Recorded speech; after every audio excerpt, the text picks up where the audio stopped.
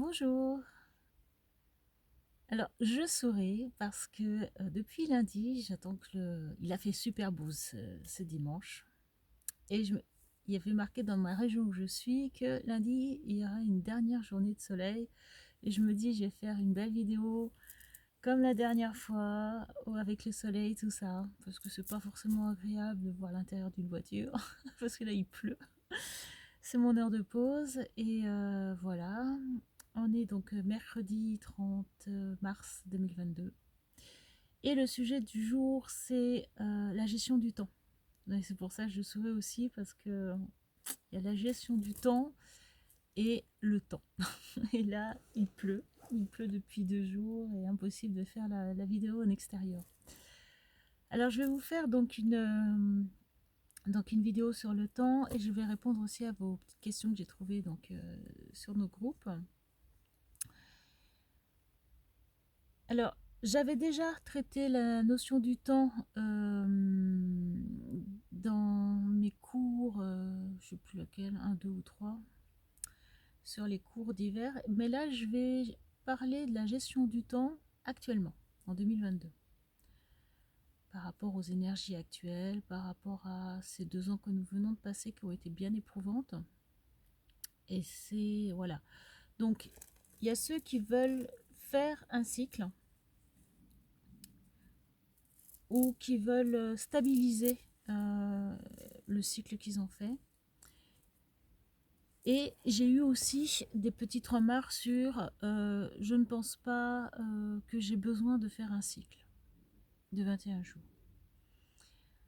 Alors, mon sentiment personnel, c'est que il faut se préparer. Donc le cours numéro 1 ou 0, je ne sais plus comment je l'ai appelé, c'est avant de commencer un cycle. Avant de commencer un cycle, on va préparer son corps et son mental à aller vers ce but-là, vers cette motivation-là.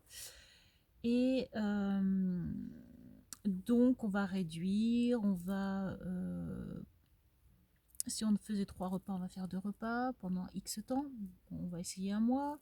Si c'est pas suffisant, on fait 2 mois. Après, on va réduire un repas par jour pendant un mois ou deux, et ensuite on va faire un seul repas par jour, mais un bol, ce que j'appelle un seul bol ou une seule assiette, et donc pas plat, entrée, dessert, des choses comme ça. On va réduire, réduire, réduire. Et quand on va être prêt, le cycle des 21 jours est une aide tant à la fois, je veux dire, physique et mentale. Parce que là, et surtout le cycle des 21 jours, comme je l'ai fait et comme j'aime en parler, c'est première semaine à sec, euh, qui aide vraiment le corps et le mental à dépasser certaines croyances, certaines peurs, et à faire comprendre au corps où vous voulez aller. Donc il y a ça, et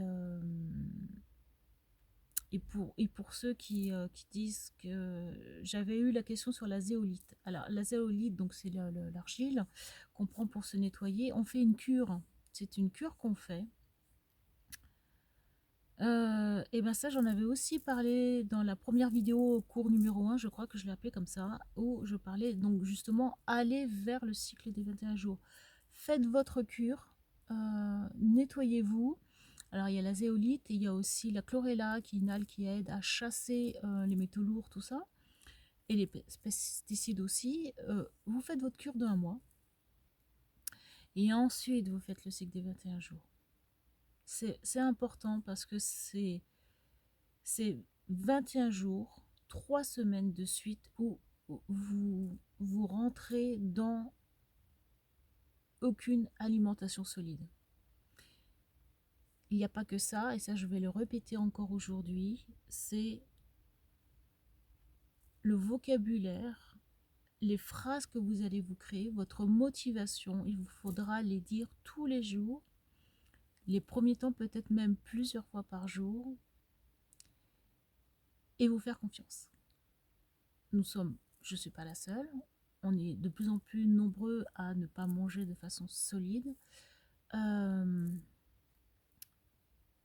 Il faut vraiment vous faire confiance, et et vous voyez, ce cycle des 21 jours, ça vous permet aussi à vaincre toutes les peurs.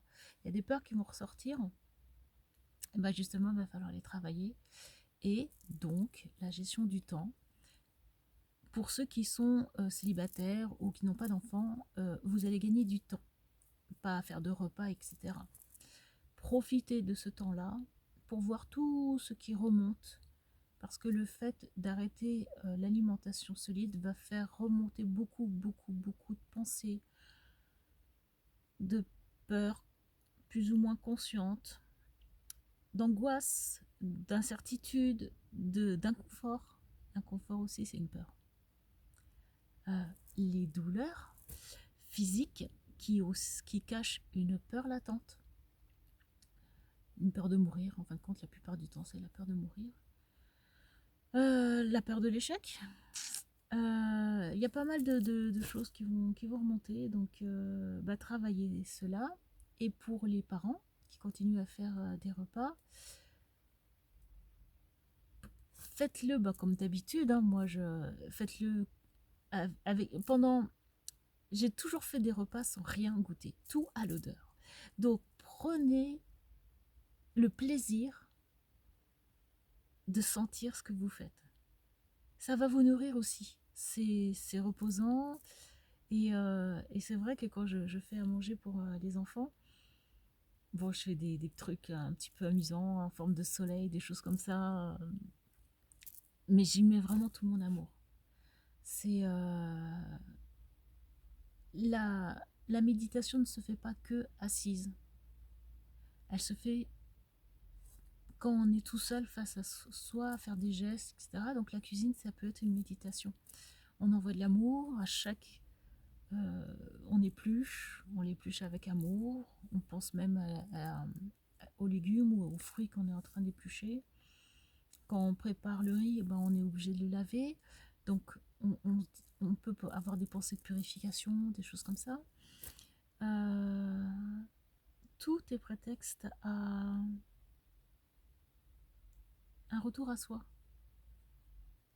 aux vraies choses, aux pensées d'amour, de partage, voilà, c'est ça la gestion du temps.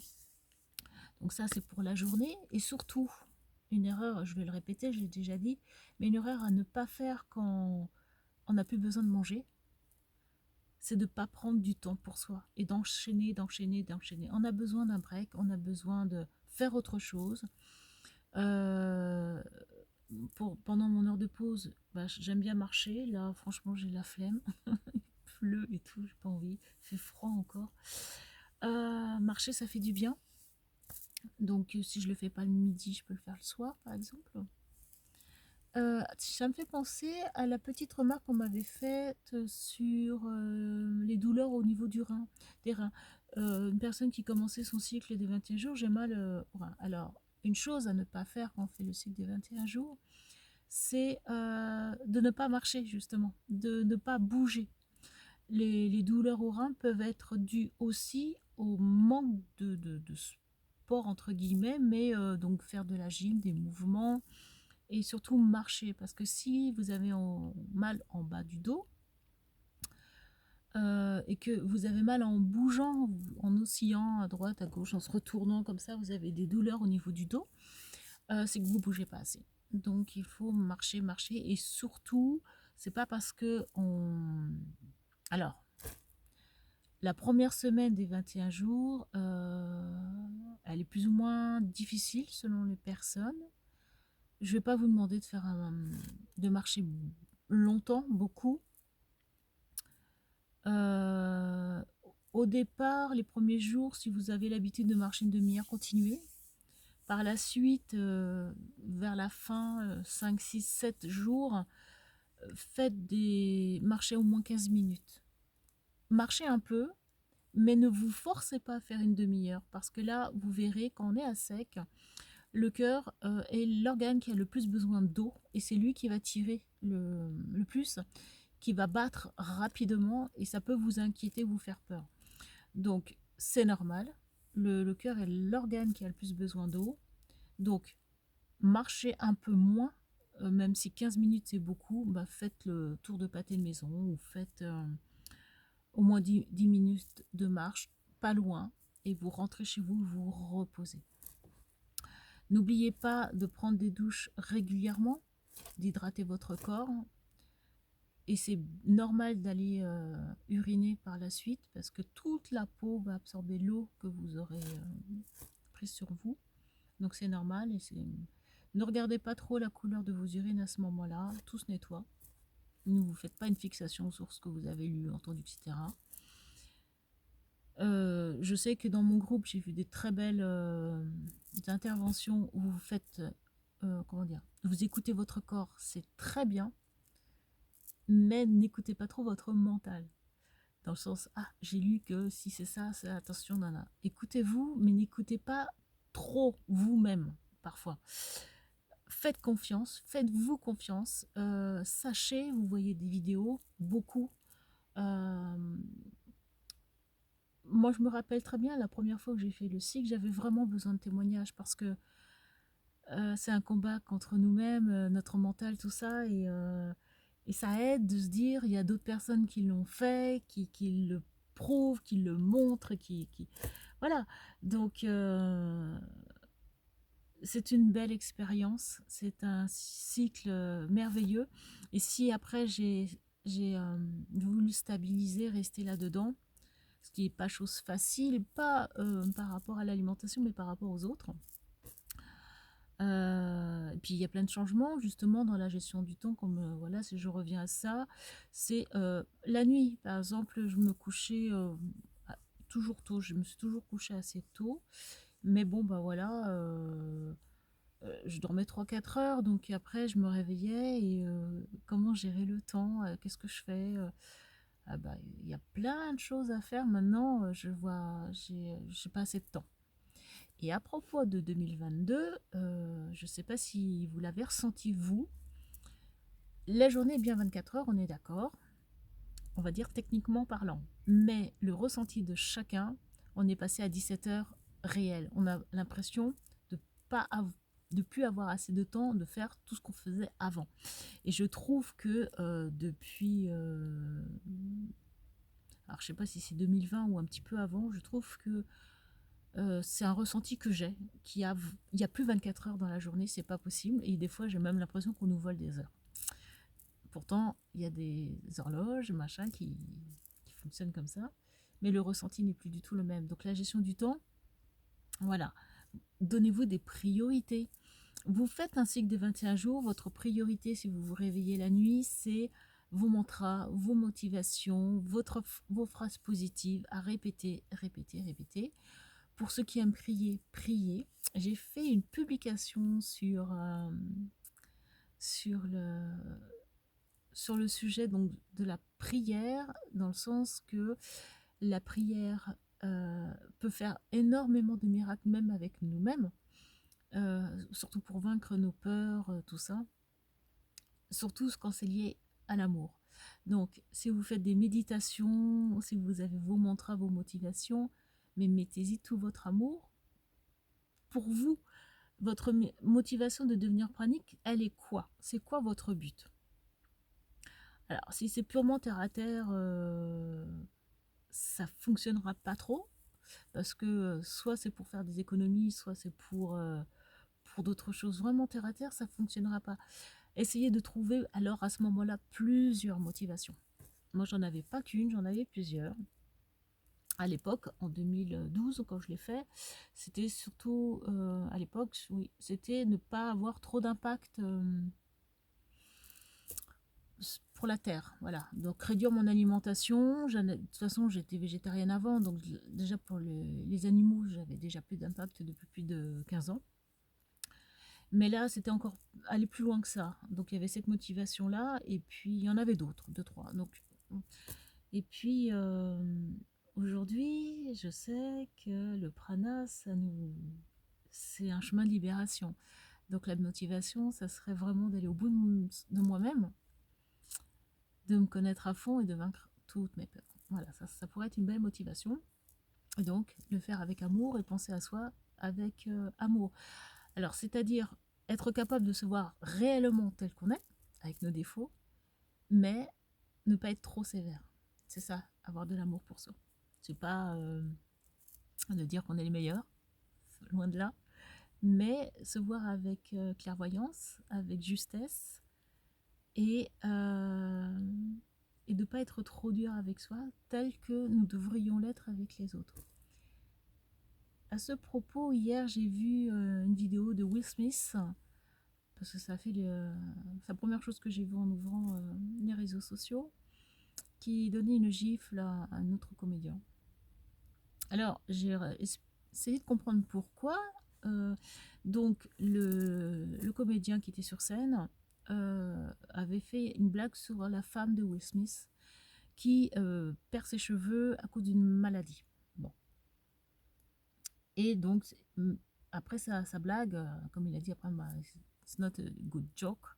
Effectivement, c'était pas très drôle. Bon, c'était pas subtil, on va dire, parce que se moquer du physique d'une personne alors que c'est pas volontaire, c'est un peu doux. Ça peut être douloureux pour la personne qui vit sa perte de cheveux, peut-être à cause d'un cancer ou d'autre chose. Je ne me rappelle pas le nom de la maladie de sa femme. C'était pas drôle. Et Will Smith s'est levé, a été le voir et lui a mis une gifle. Bon. Ensuite, il a dit plusieurs choses. Je reviens pas là-dessus. Tous les deux étaient dans leur droit. Et le premier a fait sa blague pour faire le buzz, pour détendre l'atmosphère. Certainement parce qu'il doit apprécier Will Smith, mais il a été très maladroit. Et d'ailleurs, il a essayé de se rattraper, mais c'est pas passé. Et Will Smith s'est levé pour l'honneur de sa femme. Alors, la question, c'est de ne pas juger cela, c'est fait, c'est fait. Mais se dire comment il aurait dû ou j'aurais fait, moi, à sa place. Alors, j'ai réfléchi à qu'est-ce qu'il aurait été bien de faire. Alors, il s'est levé, il a été jusqu'auprès de lui, j'aurais peut-être pris le micro de cette personne-là pour que tout le monde entende et qu'il n'y ait pas de quiproquo, etc. Pour dire, par exemple, écoute, ma femme perd ses cheveux à cause d'une maladie grave. Je pense que c'était pas très judicieux de ta part de faire ce genre de blague, mais je t'apprécie beaucoup, je ne t'en veux pas. Mais je te demande une seule chose, c'est de t'excuser vis-à-vis de ma femme. Je pense que ça aurait été la meilleure chose de faire. Et pourquoi je vous parle de ça aussi, c'est parce que si nous étions capables de pardonner immédiatement, comme les enfants font, il n'y aurait pas de guerre. À l'extérieur. Parce que les guerres, elles viennent de nous, déjà à la base. Si on était vraiment capable de nous mettre en paix tout le temps, d'être capable d'entendre des phrases qui nous choquent. Je dis pas, moi, quand j'entends une personne qui me parle de mal d'une autre personne, ça me blesse. Ça me blesse parce qu'instinctivement, déjà, je ne connais pas la personne dont elle me parle, ou je la connais pas assez pour pouvoir avoir un jugement, et d'ailleurs, je n'ai pas de jugement vis-à-vis des autres, parce qu'on ne connaît ni leur passé, ni la journée qu'ils ont eue, etc., pourquoi elle agit comme ça. On ne sait pas, on ne peut pas juger. Donc, quand j'entends ce genre de jugement, ça me blesse moi, ça me touche moi, parce que je me mets à la place de l'autre personne, c'est pas plaisant. De plus, je me dis, si la personne parle mal, entre guillemets, de cette autre personne-là, qu'est-ce qu'elle va dire de moi à d'autres? Vous voyez? Et puis, c'est pas un bon exemple à faire. Donc, on m'a blessé, on m'a rabaissé, on a voulu m'humilier, tout ça, mais j'ai pardonné. Ah, je dis pas que c'est facile. Je dis pas que il a fallu que j'encaisse et tout ça, et que il y a des fois c'était plus ou moins difficile. Hein. C'est d'avoir des pics constamment, tout ça, tout ça. Mais il faut être capable de se remettre en question et surtout être capable de pardonner. Et maintenant, je m'entends très bien avec ces personnes-là, le temps que chacun apprivoise les autres de façon différente, tout ça. Et à force de ne pas réagir, d'être doux et patient, la personne commence elle-même à baisser son armure et à vouloir commencer à faire confiance. Et maintenant, cette personne, elle me reproche même d'être trop gentille, ce qui est drôle. Et voilà. Mais vous voyez ce que je veux dire? Donc si on était tous capables de ne pas être dans le jugement, donc vis-à-vis des autres, mais de nous-mêmes, hein, le pire c'est ça. C'est-à-dire nous connaître c'est pas être un jugement, c'est j'ai commis ces erreurs, j'ai fait ça, j'aurais dû faire ça, etc. Je me suis trompée, voilà. Je me connais, je suis claire vis-à-vis de moi-même. Mais je ne me juge pas, dans le sens que je mets le point sur ces failles, je fais en sorte de plus retomber dans ces travers, et je suis patient avec moi si je retombe. C'est douloureux de retomber, c'est... Voilà, bah voilà. Voilà, voilà. Mais je retombe encore et je retomberai plus demain. Et c'est ce qu'on dit tous les jours. C'est pour ça qu'un mantra doit être dit tous les jours, parce que tous les jours on est neuf et on se redonne sa chance aussi à nous-mêmes. Voilà, donc la gestion du temps, c'est tous ces petits temps gagnés à pas avoir à s'alimenter, à se préoccuper des choses comme ça, et ben on va les gagner en faisant le point. Alors, soit vous le faites comme ça, à l'heure que vous voulez, le soir avant de vous coucher, etc. Soit vous prenez un petit cahier, vous écrivez. Des fois, écrire quelque chose de douloureux. J'ai fait ça, j'ai vécu ça, la personne a fait ça. Donc on écrit tout, hein, sans filtre. Et après, on a posé, on s'est soulagé, on relit, on se dit, et est-ce que moi j'ai bien agi? Est-ce que j'ai bien répondu? Qu'est-ce qui a provoqué peut-être cet énervement de cette personne-là? Parce que nous, des fois aussi, on est dans notre dans la lune, on est dans nos pensées. On pense bien faire, on est maladroit parce que voilà, la personne qui à ce moment-là, bah, elle n'était pas prête pour ci, pour ça, machin. Donc il faut penser à tout ça, que même si on a la meilleure volonté du monde, on peut se tromper, on peut arriver comme le cheveu sur la soupe. Vous voyez ce que je veux dire? Il faut toujours tout relativiser et il faut être capable de tout excuser. Donc, sur le sujet du temps, je ne vois pas trop. J'ai répondu à toutes vos questions que j'avais, me semble-t-il. Donc, le soir, la nuit, bah, moi, je me levais à 3 h du matin, 4 h, j'allais lire, j'allais ou prier. J'évite d'ouvrir l'ordinateur parce que moi, j'ai un métier où je suis H24 devant l'ordinateur. Donc, je n'allume pas l'ordinateur le matin. Je vais prier, ça fait du bien, faire ses mantras, faire des exercices de respiration, ou faire un bon feu s'il fait froid, allumer la cheminée, ou faites-vous plaisir, reconnaissez-vous, euh, vous mettre en mouvement pour la journée. Par exemple, par rapport à ce que vous avez vécu hier, vous dites, bon allez, aujourd'hui c'est une nouvelle journée, je vais me mettre dans de bonnes vibrations, qu'est-ce que j'ai envie de vivre? Et ça, je vous dis, malgré les 2 années qu'on vient de passer, avec toutes ces incertitudes, toutes les connaissances que vous avez, que vous ne pouviez pas en parler. Parce qu'il ne faut pas croire, si j'ai pas fait beaucoup de vidéos, c'est que j'ai été énormément censurée. J'ai eu une vidéo, en tout cas, qui a été enlevée à une rapidité impressionnante, je crois, une ou deux, je ne sais plus. Donc il faut que je fasse attention. Et puis sur d'autres réseaux aussi, j'ai été censurée, donc bah, j'ai évité certains sujets, même non pas en parler du tout, moi qui suis militante à la base, tout ça. Donc il a fallu apprendre avec ça, et puis donc j'ai été sur d'autres réseaux où je peux quand même parler, même si je sais que on va aller dans des lieux, lire des choses qui correspondent déjà à nos propres vibrations, je le sais, mais bon, c'est comme ça fait du bien. Et donc il ne faut pas rejeter tout dans les réseaux sociaux. On sait que la plupart du temps, c'est pour partager. Moi, j'aime énormément partager. Donc sur FB, j'ai toujours des partages de livres, de choses intéressantes, de partages de vidéos qui aident pour la méditation, pour le partage de titres de livres, etc. ou d'extraits. Ça, je le fais toujours, je partage toujours ça. J'aime aussi prier, donc des fois je donne certains types de prières, de mantras, tout ça. Et puis sur l'autre réseau, bah, je vais donner des informations scientifiques, des partages de vidéos que je ne peux pas partager de l'autre côté. Voilà. Ces réseaux-là, vous les avez, alors pas sur toutes les vidéos, mais je vais essayer de penser à la mettre sous celle-ci, mettre les liens. Alors si je ne peux pas le faire là tout de suite, je le ferai ce soir, hein, je rajouterai les liens si vous voulez me contacter sur FB ou sur VK. Voilà, et puis je vous remercie aussi pour finir. Des gentils messages que vous me faites. Si je continue aussi un peu les vidéos, c'est parce que vous les appréciez. Et puis bon, j'ai toujours cœur à partager ce que je vis, par quoi je traverse, parce que ça peut donner des exemples. Et je fais ça aussi avec mes enfants. Si vous voulez qu'un enfant soit tel, comme ça, bah, montrez-leur l'exemple. Et donc moi, je n'enseigne rien, je témoigne juste. Je fais juste un témoignage.